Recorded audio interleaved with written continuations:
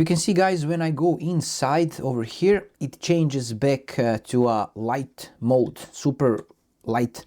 But I want to keep this dark, so if you are making some horror games, you want to make this dark, of course.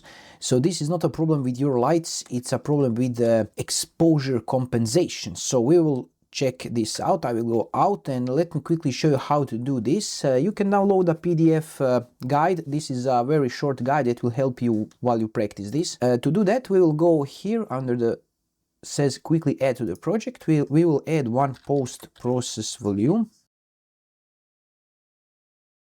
It doesn't matter where you put it because we will change it to affect the whole world.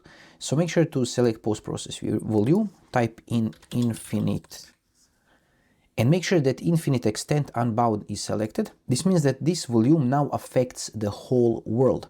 If you didn't select this, if you don't select this, it will only affect when you come inside. So we want to affect the whole world, so it doesn't matter where it is. So after that, let's type in exposure.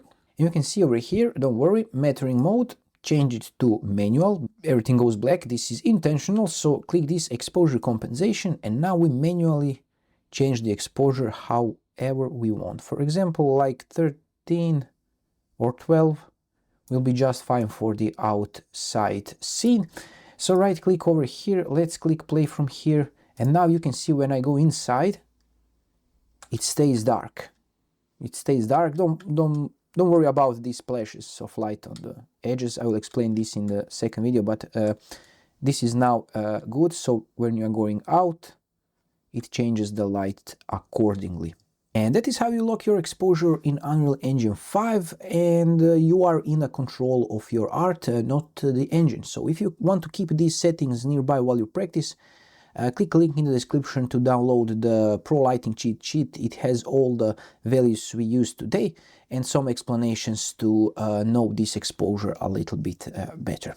Thanks for watching, and I'll see you in the next one.